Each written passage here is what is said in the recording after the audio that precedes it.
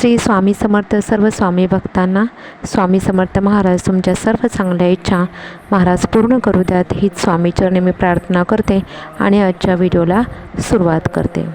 10 मार्च ते 20 मार्च फक्त 10 दिवसांचा हा काळ चुकवू नका.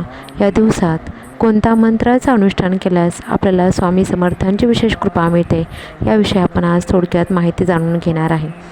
तर या व्हिडिओमध्ये आपण तारक मंत्र म्हणजे अत्यंत शक्तिशाली मंत्र मानला जातो. हा मंत्र मनापासून जपला तर संकटे दूर होतात, मनशांती मिळते आणि जीवनामध्ये सकारात्मक बदल दिसू लागतात. तर काय करायचं, 10 मार्च ते 20 मार्चच्या कालावधीमध्ये रोज सकाळी किंवा संध्याकाळी स्वच्छ ठिकाणी बसावे, स्वामी समर्थांचा फोटो किंवा मूर्ती समोर ठेवावी, एक उदबत्ती किंवा दिवा लावावा आणि शांत मनाने हा मंत्र जपावा.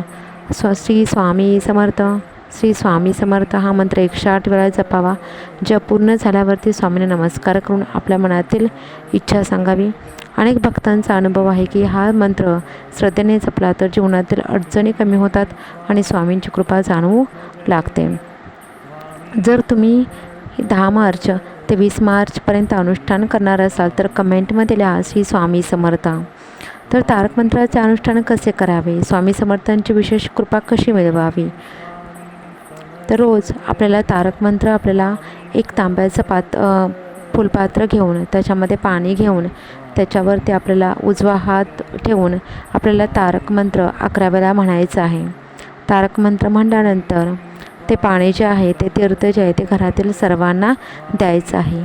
या तीर्थाने तर आपल्या घरातील सर्व संकटे नकारात्मकता निघून जाते.